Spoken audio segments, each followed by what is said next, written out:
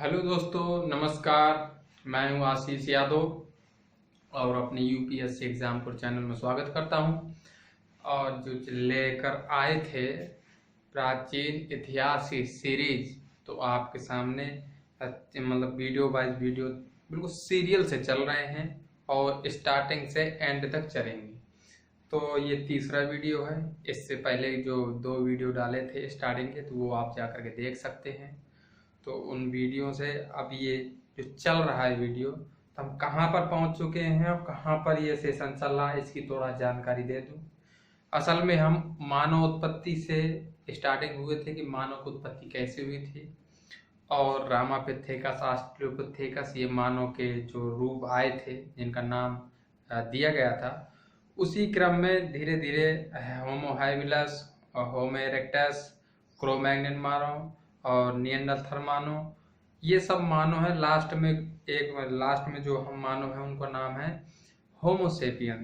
तो लास्ट पीढ़ी का जो मानव है होमो सेपियन, जो कि साथ साथ हम ही हैं।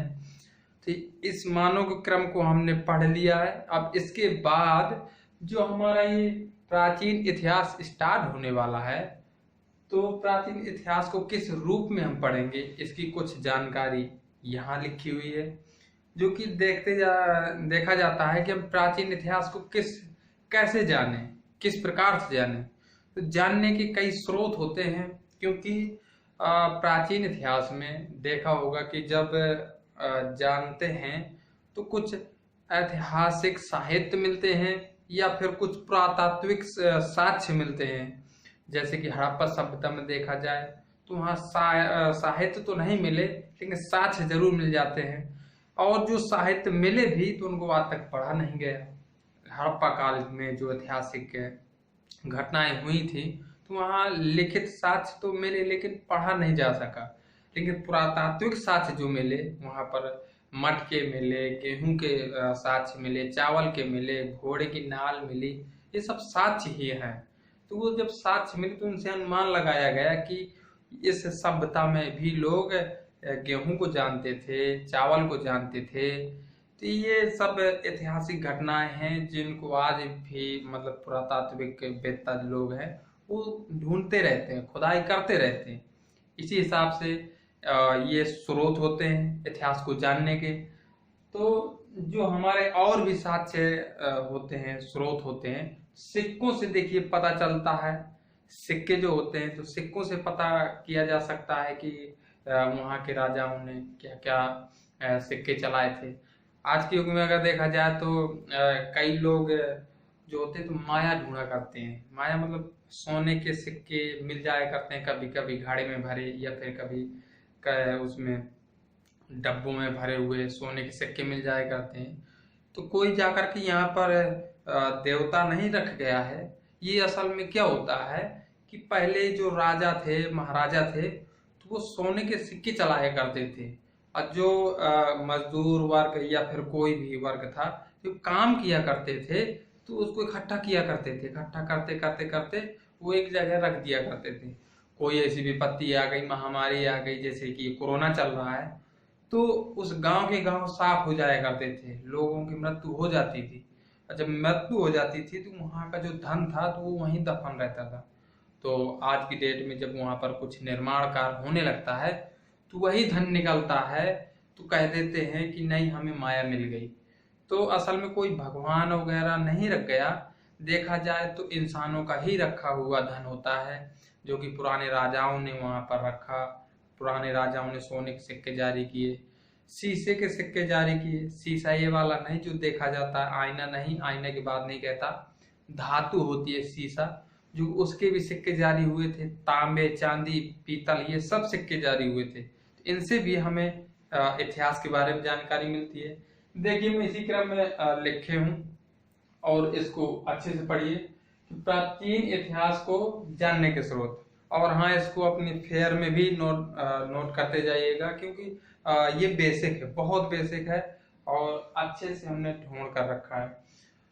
तो प्राचीन इतिहास जानने के स्रोत में सबसे पहले मैंने रखा है पुरातात्विक। पुरातात्विक शायद देख नहीं रहा होगा, पुरातात्विक स्रोत जितने होते हैं उनको मैंने एक क्रम में रख दिया है। पुरातात्विक क्या है, खुदाई से जो मिले, खुदाई करने से पुरानी जो धरोहर में रखे होते हैं या किलाओं में, किला या फिर फोर्टों में होते हैं जो सिक्के हो गए, अभिलेख हो गए, मूर्तियां, भवन, चित्रकला या फिर मृत भांड जिनको मिट्टी के बर्तन कहते हैं, ये क्या सब पुरातात्विक स्रोत ही है। दूसरा नंबर आता है साहित्यिक स्रोत। साहित्यिक स्रोत बुकों की बात हो रही है कि काफी कवि और ये मुनि ऋषि ने काफी मतलब कि बुकों का निर्माण किया, लिख करके उनमें उस कालक्रम के बारे में बताया या राजाओं के बारे में बताया कि उस समय का राजा कैसा था। हर एक राजा का एक कवि तो रहा करता था, इसी हिसाब से इससे जानकारी मिल जाती है प्राचीन इतिहास की। तो साहित्यिक स्रोत में दो साहित्य आते हैं, एक आता है लौकिक साहित्य, एक आता है धार्मिक साहित्य। देखिए लौकिक साहित्य ये होता है जो आज तक हम आते गए और सुनते गए, मतलब कि ये नहीं कोई लेखबद्ध नहीं हुआ, लोगों द्वारा ही लिखा, मतलब सुनाते हुए चलते गए, न कि उसको लिखा गया। जैसे कथाएं होती हैं, आपने सुना होगा सती की कथा, अब तो ऐसा है कि उसमें लिख दिया गया, लेकिन पहले लिखा नहीं गया था, ये सिर्फ कहानी रूप में चलती रही हैं और सुनते रहे लोग। अपने वो कभी दादा ने अपनी नाती को पढ़ाया, नाती ने कभी अपने नाती को मतलब कि कहानी सुनाई, इसी रूप में सुनते सुनाते चले आए, तो लौकिक साहित्य में आ जाता है। ऐसे धार्मिक साहित्य, धार्मिक साहित्य की मैं बात करूं तो धार्मिक साहित्य क्या होते हैं, धार्मिक धर्म के अनुसार जो साहित्य बने, जैसे कि वेद पुराण हो गए, वेद होते हैं 18 वेद, सामवेद। पुराण हो गए 18 पुराण होते हैं। 18 पुराणों की रचना शुंग काल में हुई थी, जिसके जो पुरोहित थे पतंजलि महाराज थे, तो उनके निर्देशन में हुई थी। और ब्राह्मण ग्रंथ, ब्राह्मण ग्रंथ के बारे में जब हम पढ़ेंगे पूरी तरीके से, तो एक सीरियल वाइज उनको भी अलग अलग तरीके से पढ़ेंगे। ब्राह्मण ग्रंथ क्या है, ब्राह्मण ग्रंथ में हमेशा हिंदू धर्म को प्रोत्साहन मिला है, हिंदू धर्म अधिक बढ़ा है, ब्राह्मण ग्रंथ इसी में आता है। उपनिषद या आरण्यक, इनके बारे में सब धार्मिक ही ग्रंथ हैं। अब इनको डिटेल से अलग पढ़ेंगे, लेकिन इससे पहले हम जानने के स्रोतों के बारे में पूरी चर्चाएं करेंगे। लमसम 10 वीडियो या 7-8 वीडियो जाएंगी, 7 वीडियो नहीं तो और शॉर्ट में ले चलूंगा, जैसे 5 वीडियो तक चले। तो स्रोतों में जो बात होगी तो उनमें करीब 5 वीडियो में समाहित हो जाएगा, लेकिन पूरी डिटेल से ले चलूंगा। अब विदेशी विवरण यहाँ भी दिया है, देखो तीसरे नंबर में विदेशी विवरण। विदेशी विवरण में यहाँ पर भारत में यूनानी लोग आए। जब यूनानी लोग आए तो यहाँ पर कुछ साहित्यों का उन्होंने प्रचार प्रसार किया, अपने धर्म का प्रचार प्रसार किया, और यहाँ पर कुछ धातु चलाए, यहाँ पर सिक्के चलाए, वस्तुएं कुछ ऐसी निर्माण की जिससे पता चलता है कि हिंदी यूनानी आकर के यहाँ पर क्या करते रहे, इससे भी पता चलता है। तो ये सब जानने के स्रोत हैं। साथ में एक अरबी आगमन, अरबी जब यहाँ पर आते हैं तो यहाँ पर क्या क्या करते हैं, भारत में आक्रमण करके यहाँ की धन दौलत भी लूट लेते हैं, ले जाते हैं, लेकिन फिर आते हैं यहाँ पर शासन करते हैं, अपनी शासन व्यवस्था की छवि यहाँ पर डाल देते हैं, संस्कृति में यहाँ चेंजेस कर देते हैं, अपनी भाषा का यहाँ प्रभाव जमाते हैं। तो ये सब क्या है, इतिहास को जानने के स्रोत होते हैं। तो स्रोतों के बारे में पूरी चर्चाएं हम यहाँ पर कर लिए। साथ में चीनी साहित्य, चीनी साहित्य या चीनी का जब यहाँ पर आगमन होता है, कुछ लोग आ जाते हैं, जैसे कि आपने सुना होगा ह्वेनसांग और काफी मतलब कि राइटर रहे जिन्होंने यहाँ पर बौद्ध की शिक्षा प्राप्त करने के लिए भारत में भी आए। हर्षवर्धन के शासनकाल में ह्वेनसांग आया था। यहाँ पर जब ये लोग आते हैं तो यहाँ पर साहित्य का निर्माण भी करते हैं, और जब निर्माण करते हैं तो अनेक राजाओं के बारे में चर्चा करते हैं। ये सब कुल मिलाकर के इतिहास को जानने के लिए इनके साहित्यों को देखा गया, और जब साहित्यों को देखा गया तो एक सीरियल से प्राचीन इतिहास की स्थापना लेखबद्ध अब स्टार्ट कर दी गई। मेरी बातों को ध्यान लगाकर सुनिएगा, और साथ में इंटरेस्ट को हम जगाएंगे। बस देखते जाइए इस वीडियो को, हम आपके अंदर इंटरेस्ट जगा देंगे इतिहास के प्रति। कोई इतिहास हुआ नहीं है कि आप घबरा जाएं कि इतिहास बड़ा बेकार सब्जेक्ट है, रटने वाला नहीं है। अगर आप कहानी के रूप में अगर देखते हैं आपको आनंद आने लगेगा कि नहीं, इतिहास कितना मनोरंजक है। तो ऐतिहासिक कहानियां भी बहुत सारी रहीं।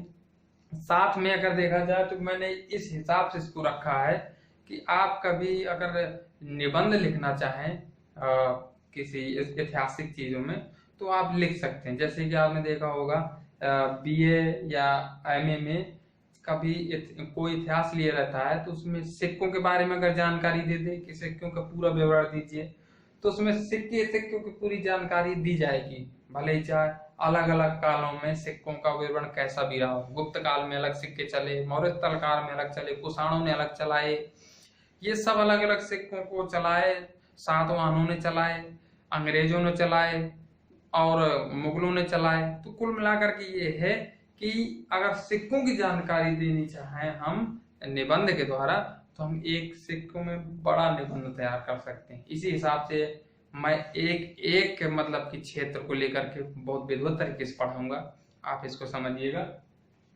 तो देखिए, सबसे पहली बात यह है कि मैं सिक्कों की बात करूंगा। सिक्कों की आज पूरी सिक्कों की जानकारी होगी, कल के वीडियो में अभिलेखों की जानकारी होगी। अभिलेख या शिलालेख, आपने नाम सुना होगा अशोक के शिलालेख, अभिलेख। अभिलेख शिलालेख क्या होते हैं आइए जान लीजिए।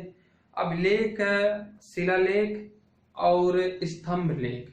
शिलालेख जो मतलब चट्टानों में लिखी जाती हैं, चट्टानों में कुछ ऐसी लिपियों द्वारा लिख गए वहां के राइटर, लिखकर आज भी लिखे हुए हैं उनको, जो कुछ तो पढ़े लिख गए लेकिन कुछ नहीं पढ़े गए कि उनमें क्या है। साथ में स्तंभ लेख, स्तंभ लेख मतलब खंभा, खंभों को स्तंभ कहते हैं, उनमें लिखे हुए लेख हैं, उनको भी पढ़ा गया, कुछ को नहीं पढ़ा गया, लेकिन उनको उखाड़ करके कहीं दूसरी जगह स्थापित करवाया गया। इनकी जानकारी आगे मिलेगी। ऐसे ही आता है, शिलालेख तो हो गया और स्तंभ लेख हो गया, और इसके बाद अभिलेख जो उसी में लिखा जाता है, ये दोनों के कंबाइंड होता है। अब मूर्तियों के बारे में जानकारी करेंगे। मूर्तियां चूंकि चित्र कला होती है, चित्रकला मूर्तियां जो बनाई जाती हैं, गंधार एवं गंधार चित्रकला को आप जानते होंगे कि बड़ी बड़ी मूर्तियां बनी, उनमें भी इतिहास छुपा है, उसको भी जानेंगे। भवन एवं स्मारक, भवन स्मारकों में जब जाएंगे तो उसमें भी जानकारी मिलेगी कि अनेक मतलब कि भवन बने हुए अपने भारत में, महल बने हुए हैं, साथ में मंदिर बने हुए हैं बड़े बड़े, जो कि कभी कभी चोल राजाओं ने बनवाए या फिर पल्लवों ने बनवाए। ऐसे करके ये भवन स्मारकों की जानकारी मिलेगी कि किस राजा ने कब कौन से मंदिर को बनवाया, इनकी जानकारी ऐतिहासिक है।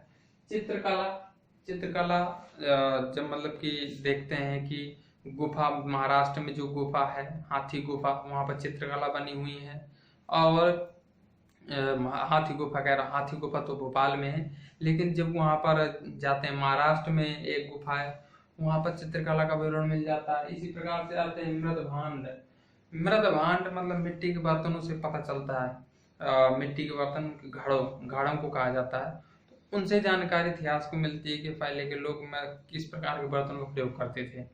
अब आइए सिक्कों के बारे में तुरंत चर्चा करते हैं कि सिक्के की पूरी पुख्ता जानकारी क्या है।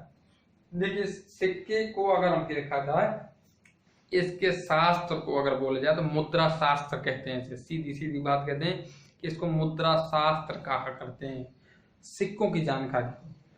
तो देखिए, सिक्के जो होते हैं, तो सिक्के को मौर्य काल में 2-3 नाम से जाना जाता था। कौन कौन? इसको पंचमार्ग सिक्का कहते थे, पंचमार्ग सिक्का, और करसापण भी कहते थे, मतलब सिक्के को कहा करते थे। और अगर इसी की मैं बात कर लूं तो हड़प्पा सभ्यता में तथा सिंधु सभ्यता में एवं वैदिक सभ्यता में सिक्कों का कोई विवरण नहीं मिलता। ऐसा लगता है कि सिक्के वहां चलते ही नहीं थे, क्योंकि वो परिचित नहीं थे सिक्के से, वो सीधा आदान प्रदान की भावना में रहते थे। जैसे कि अनाज दे दिया गया, वहां से लेकर के चावल आ गए, अगर दूसरे को कभी लोहा दे दिया गया तो वहां से दूध आ गया, आपस में आदान प्रदान किया करते थे, ना कि कोई मुद्रा थी। तो ऐसा विवरण हड़प्पा सभ्यता एवं सिंधु सभ्यता एवं वैदिक सभ्यता में नहीं मिलता। और ये जो मिलता है तो ये राजाओं के द्वारा, जब आगे आते हैं मौर्य काल, मौर्योत्तर काल, इन राजाओं ने चालू किया। तो साथ में अगर इनकी चर्चा करें तो इसमें वैदिक सभ्यता में दो का एक तो गाय हो गई, एक निक्स। निक्स का ज्यादा प्रयोग मिला है वैदिक काल में। निक्स क्या है? सोने के बने हुए आभूषण जो होते हैं, तो उस समय निक्स उनको कहा जाता था। उनको जो मिला तो निक्स की जानकारी वैदिक सभ्यता से मिलती है। साथ में अघन्या। अघन्या क्या है? अघन्या गाय को कहते हैं, मतलब वैदिक सभ्यता में गाय को अघन्या कहा करते थे, तो उसकी जानकारी वैदिक सभ्यता में अधिक मिलती है, क्योंकि गाय एक पूजनीय पशु था कब? वैदिक सभ्यता में। और उत्तर वैदिक और वैदिक सभ्यता, ये दो सभ्यता हैं, इनमें जानकारी मिलती है। पंचमार्ग की बात करते हैं तो पंचमार्ग सिक्का किस प्रकार का था? तो देखिए, इसमें मैंने जानकारी लिखी थी कि चांदी या पीतल के बने होते थे। पंचमार्ग सिक्का चांदी या पीतल के बने होते थे। इनमें चांद, सूरज, पीपल, तितली के चित्र अंकित होते थे, परंतु लेख नहीं होता था। जो ये पंचमार्ग सिक्का था, इसमें चांद, जो चंद्रमा है, इसकी आकृति मिलती थी, और सूरज की आकृति मिलती थी, पीपल की आकृति मिलती थी, साथ में तितली जो वो होता है, पशु होता है, तो उसकी जानकारी मिलती थी, क्योंकि इनके चित्र जो उन सिक्कों में अंकित किए जाते थे। अब बात करते हैं, लेकिन उसमें कोई लेखन युक्त कि उसमें नाम लिखा हो किसी शासक का या फिर कुछ भी, ऐसा कोई उसमें प्रमाण नहीं मिला है कि उसमें कुछ लिखा हुआ था। नहीं, लिखा हुआ नहीं मिला, लेकिन चित्र अंकित थे। ये मौर्य काल में पंचमार्ग सिक्के में मिलता है। अब आगे बात करते हैं पण। पण या रूपक कहते थे। पण को रूपक भी कहते थे, और ये चांदी के सिक्के बने हुए करते थे, और रूपक को रूप भी कह देते थे, रूप सिक्का भी कहते थे। तो यह सिक्का चांदी का बना होता था। ये सिक्का चांदी का बना होता था, साथ में तथा इस सिक्के की जांच जो करता था, ये मौर्योत्तर काल की बात है। मौर्य काल में पंचमार्ग चलता था, और मौर्योत्तर काल में जो है, मौर्य काल के बाद आता है मौर्योत्तर काल। उस काल में पण सिक्का चला करता था, और उस सिक्के में अगर देखा जाए तो जो रूपक सिक्का था, उसकी जो जांच पड़ताल करके उसको चलाया करता था। जैसे कि आज के हमारे डेट में देखा जाए, आरबीआई का गवर्नर कौन? अभी शक्तिकांत दास हैं। तो कुल मिलाकर के उस समय के जो गवर्नर हुआ करते थे, जो रुपये को जांच पड़ताल करके जारी किया करता था, उस अधिकारी को रूप दर्शक कहा करते थे। क्या कहा करते थे? रूप दर्शक कहा करते थे।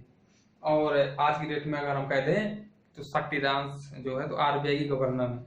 उसी हिसाब से अगर आप देखना चाहें तो ये गवर्नर ही हैं। आगे देखिए, रूप दर्शक अधिकारी किया करता था, ये मैंने जानकारी दे दी इसकी जांच। अब आगे देखो, इसी काल में, मौर्योत्तर काल में क्या होता है कि ग्रीक बैक्टीरियन जो लोग थे अपने भारत में जब आक्रमण किए, तो यहाँ पर कुछ ना कुछ तो अपने छवि छोड़ गए होंगे, तो उनकी जानकारी लेते हैं। जब वो आए यहाँ पर तो कुछ उन्होंने भी सिक्के चलवाए। तो देखिए, ग्रीक बैक्टीरियन का आक्रमण हुआ, और उनके द्वारा भारत में पहली बार लेखन युक्त एवं तिथि युक्त और मानव युक्त आकृति सिक्के में जारी हुए। मतलब जब आक्रमण होता है ग्रीक बैक्टीरियों का, और जब यहाँ पर आक्रमण होता है, तो उनमें क्या होता है कि जब यहाँ सिक्के वो चलाते हैं, शासन करते हैं, जब चलाते हैं यहाँ पर, तो वो ऐसे सिक्के चलाते हैं कि पहली बार भारत में लेखन युक्त का मतलब उनमें अपना नाम लिख देते थे, या फिर अपने इष्ट देव का नाम लिख देते थे। साथ में तिथि युक्त का मतलब उसमें तिथि भी लिख दे। आज भी हम देखते हैं कि हमारा रुपया अगर जब भी बनता है तो उसमें डेट डली होती है, इसी प्रकार से उसमें डेट डल कर आई थी, दिनांक डल कर आता था। तो ये बैक्टीरियो ने मतलब कि ग्रीक बैक्टीरियो ने स्टार्टिंग किया था, उसमें तिथि डालने लगे थे, सन जिसे कहते हैं, सन डालने लगे थे। साथ में मानव आकृति की वो मतलब मानव आकृति को भी लगाने लगे थे। मतलब देखा जाए राजा लोग थे तो अपनी ही आकृति को अंकित करवा देते थे उस मुद्रा में। ये ग्रीक बैक्टीरियो की कहानी थी। साथ में आगे आइए, तथा सिक्कों पर 2 लिपि का प्रयोग मिला। इसी ग्रीक बैक्टीरियो ने 2 लिपियों का प्रयोग अपने सिक्कों में किया। वो कौन कौन सी लिपि थी? खरोष्टी थी और यूनानी थी। खरोष्टी लिपि का नाम आपने सुना होगा कि अशोक ने भी खरोष्टी लिपि में लिखा है। अच्छा, लिपि क्या होती है इसकी जानकारी लीजिए। लिपि होती है कि लेखनबद्ध शैली होती है कि हम दाएं से बाएं लिखें या बाएं से दाएं लिखें। तो आज की डेट में हम देखा करते हैं कि बाएं से दाएं हम लिखते हैं, ऐसे करके यहाँ को चला करते हैं। तो और ये जो खरोष्टी थी तो ये दाएं से बाएं लिखी जाती थी, उल्टा लिखी जाती थी।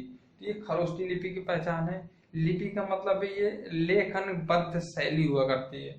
यूनानी शैली में भी सिक्के मिले, मतलब ग्रीक बैक्टीरियो के ही मिले। साथ में अगला जो फैक्ट आता है, ये देखिए, इन शासक ने सिक्के के मुख्य भाग पर अपनी आकृति तथा पृष्ठ भाग पर अपने आराध्य देवता की आकृति अंकित कराते हैं। इन्हीं शासकों ने स्टार्टिंग किया कि जो मुख्य भाग होता है, मुख्य भाग सिक्के का जो होता है, तो उसमें अपनी आकृति उसमें लगवाते हैं, अपना ही स्वरूप, अपना ही चेहरा उसमें छपवा देते हैं। लेकिन उसके पीछे का भाग जो होता है तो उसमें अपने आराध्य देवता या फिर कहते हैं इष्ट देवता, जिसको वो मानता हो, जौन से देवता की पूजा करता हो उस देवता की आकृति को छपवा देता था। ये ग्रीक बैक्टीरियो के शासकों में मिला है। अब देखिए अगला फैक्ट देखिए, भारत में सर्वप्रथम सोने के सिक्के जारी कराने का श्रेय ग्रीक बैक्टीरियो को ही जाता है। भारत में जब सर्वप्रथम, अगर एक क्वेश्चन बनता है कि भारत में सर्वप्रथम सोने के सिक्के किन्होंने जारी कराए, तो ग्रीक बैक्टीरियो या हिंद यूनानियों ने ही करवाए थे। ये हमें मिला करता है आज भी पढ़ने को। तो ये सबसे पहले सोने के सिक्के जारी करवाए थे, लेकिन ये शुद्ध होते थे या नहीं? अधिकतर शुद्ध नहीं होते थे, उनमें कुछ मात्रा सोने की होती थी, बाकी अदर धातुएं होती थी। शुद्ध सोने के सिक्के किसने ज्यादा छपवाए, इसकी जानकारी आगे देखिए। तथा मिनांडर ने 2 BC सन है कुल मिलाकर के, ईसा पूर्व जिसे कहते हैं, 2 ईसा पूर्व में सोने के सिक्के जारी किए। इसी मिनांडर ने क्या किया था, 2 ईसा पूर्व में सोने के सिक्के जारी किए थे। और कुषाण शासक जो था, कुषाण शासक ने सर्वाधिक, कुषाण शासक जो हुए उन्होंने सर्वाधिक शुद्ध सोने के सिक्के जारी करवाए थे। सोने के सिक्के जो जारी करवाए थे उन्होंने ग्रीक बैक्टीरियो का जाता है, लेकिन सर्वाधिक शुद्ध सोने के सिक्के जो जारी करवाए कुषाण शासकों का ये जाता है कि सबसे ज्यादा शुद्ध सोने के सिक्के जारी करवाने वाले शासक कौन थे? कुषाण शासक थे। और तथा उस सोने की मतलब सिक्के की आकृति में बुद्ध महाराज, मतलब कि महात्मा बुद्ध को आप जानते होंगे, क्योंकि कुषाण जो शासक थे तो वो बौद्ध धर्म से प्रेरित थे। बौद्ध धर्म जब प्रेरित होंगे तो वो बुद्ध महाराज को अधिक मान रहे थे, तो उन्होंने अपने सिक्कों में बुद्ध महाराज की आकृति को अंकित कराया। किसने? कुषाण शासकों ने करवाया था। अब देखिए, बिम कटफिसिस ने तांबे के सर्वाधिक सिक्के जारी किए और शिवनंदी एवं त्रिशूल की आकृति बनवाई थी। बिम कटफिसिस जो सम्राट था उसने सबसे ज्यादा किसके तांबे के सिक्के, सर्वाधिक तांबे के सिक्के जारी करवाए थे।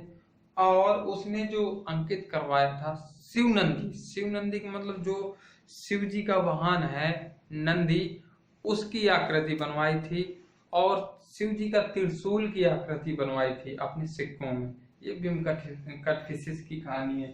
अब देखिए, प्राचीन काल में सर्वाधिक सिक्के मौर्योत्तर काल में जारी किए गए। प्राचीन काल में अगर बात की जाए, अगर क्वेश्चन भी आ जाता है, प्राचीन काल में सर्वाधिक मतलब सिक्कों की अगर बात करें, सर्वाधिक सिक्के किस काल में जारी किए गए, तो वो जानकारी मिल जाती है हमारे मौर्योत्तर काल की। मौर्योत्तर काल मतलब मौर्य वंश के बाद तुरंत जस्ट आता है मौर्योत्तर काल, क्योंकि उसका प्रभाव कुछ कहीं ना कहीं मौर्यों का ही रहता है, इसलिए मौर्योत्तर काल कह देते हैं। उसकी जानकारी यहाँ मिल जाती है। तो प्राचीन काल में, मौर्योत्तर काल में सर्वाधिक सिक्के जारी करने का रिकॉर्ड है। अब देखिए, भारत में शीशे के सिक्के, भारत में जो शीशे के सिक्के थे, शीशे धातु के सिक्के जो जारी करवाए गए, तो किन राजाओं के द्वारा जारी करवाए गए? ये सातवाहन शासकों द्वारा जारी करवाए गए थे। और आगे नेक्स्ट जानकारी है सर्वाधिक सोने के सिक्के। अब देखिए, कंफ्यूज मत हो जाइएगा, क्योंकि मैंने पहले नंबर बताया सर्वप्रथम सोने के सिक्के, वो उसका रिकॉर्ड हिंद यूनानी या ग्रीक बैक्टीरियन उन्हीं को कहते हैं, उन्होंने चलवाए। लेकिन शुद्ध सोने के सिक्के कुषाण वंश के शासकों ने चलवाए। लेकिन अब देखते हैं कि सर्वाधिक सोने के सिक्के, सर्वाधिक सोने के सिक्के किन्होंने चलवाए थे। ये गुप्त काल का रिकॉर्ड जाता है कि गुप्त काल में सर्वाधिक सोने के सिक्के जारी करवाए थे। सर्वाधिक सोने के सिक्के किसने जारी कराए? गुप्त काल ने करवाए थे। अब आगे सांकेतिक मुद्रा की बात करते हैं।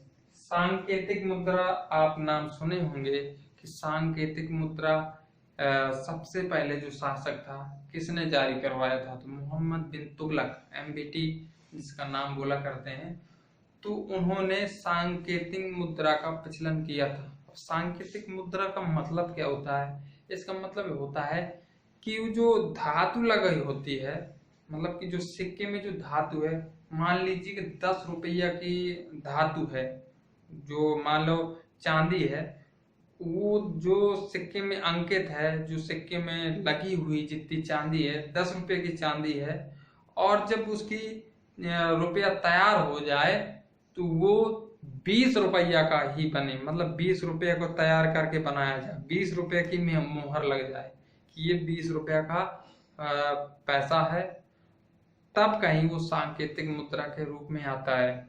अगर कम में अगर कर दिया गया तो वो गलत हो जाता है, क्योंकि फिर नहीं तो लोग उसको रुपयों के इकट्ठा रख लेंगे, धर लेंगे और आगे मतलब कि बढ़ाएंगे नहीं। अगर समझ में ना आया हो तो दोबारा सुनिए। जो मतलब वो मुद्रा लगी होती है उसमें तो रुपये के मुकाबले उसमें कम धातु का प्रयोग होता है, कम धातु का रुपया होता है, और ये सिक्के में यही पहचान मिलती है। साथ में अगर इसकी 2 फैक्ट्स की बात करूं तो मोहम्मद बिन तुगलक ने सर्वप्रथम चलवाया था, जो कि असफल रहा था। साथ में दोबारा जो चलवाया गया तो ये लॉर्ड वेलेस्ली अंग्रेज था।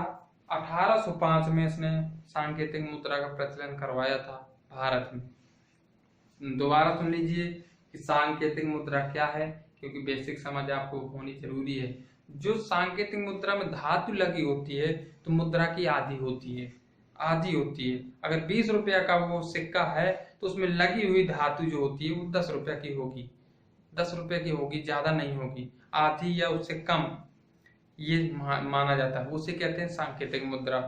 और मुद्राओं से ही पता चल जाता है, देखिए कुछ जानकारी कि जो मुद्राओं से कुछ प्राचीन इतिहास मिलता है कि चंद्रगुप्त मौर्य, गुप्त काल में अगर बात करूं तो चंद्रगुप्त मौर्य नहीं, चंद्रगुप्त जो फर्स्ट था उसने लिच्छवी के जो राजकुमारी थी कुमार देवी से जो चंद्रगुप्त फर्स्ट ने विवाह किया था, तो सिक्कों के द्वारा ही पता चलता है, अन्यथा उस साहित्य में नहीं लिखा गया है। उस सिक्कों के द्वारा ही अनुमान लगाया गया है कि उन्होंने वहां से लिच्छवी राज्य से वहां से काफी सिक्के लाए गए थे सोने के, और यहाँ पर मतलब गुप्त काल में यहाँ पर रखाए गए थे। तो इससे जानकारी विवाह की मिलती है कि क्योंकि उनमें अंकित जो था लिच्छवी राज की आकृति अंकित थी, अब वो गुप्त काल में मिल जाती है। तो इससे पता चलता है कि उनका ये विवाह हुआ था, तब ये दहेज के रूप में आए हुए थे। तो ऐसी जानकारियां सिक्कों के द्वारा मिल गई। अब जो अगला वीडियो होगा तो उसमें बात हम करेंगे अभिलेखों के बारे में बात करेंगे। अभिलेखों में काफी अभिलेख हैं एवं शिलालेख हैं। तो लगातार जितने भी अभिलेख और शिलालेख होंगे तो उनकी करीबन एक वीडियो जाएगी, उसमें जानकारी लेंगे। साथ में जब एक वीडियो में मूर्तियां एवं भवन की पूरी जानकारी दे दूंगा। इसी प्रकार से प्राचीन इतिहास में पढ़ते चलेंगे। अब इसको शेयर करते जाइएगा और इसको नोट्स बनाते चलिएगा, क्योंकि मेहनत भी पड़ती है। तो हंसते रहिए, मुस्कुराते रहिए और मस्ती से पढ़ते रहिए। ये कोरोना जो चल रहा है, कोरोना महामारी, इसमें आप अंदर ही रहिए और बाहर मत निकलिए, क्योंकि बाहर निकलने से हानि ही है। साथ में अगर कभी आपके आसपास कोई जानवर या फिर कुत्ते, कुछ पशु पक्षी मिल जाते हैं तो उनके लिए कुछ खाद्य सामग्री अगर आप बाहर दे सकते हैं, क्योंकि उनको कहीं से नहीं प्राप्त हो सकती, वो आप लोग ही दे सकते हैं। तो आपके आसपास अगर कोई कुत्ता या फिर जानवर पशु हैं तो उनको कुछ खाने पीने के दीजिए। बंदर हो गए जैसे, तो उनको देते जाइए, क्योंकि पहले लोग चलते फिरते थे तो खाना वाना मिल जाता था, लेकिन अब लोग नहीं चलते हैं तो वो भी मर रहे हैं। अब अंदर रहिए। धन्यवाद।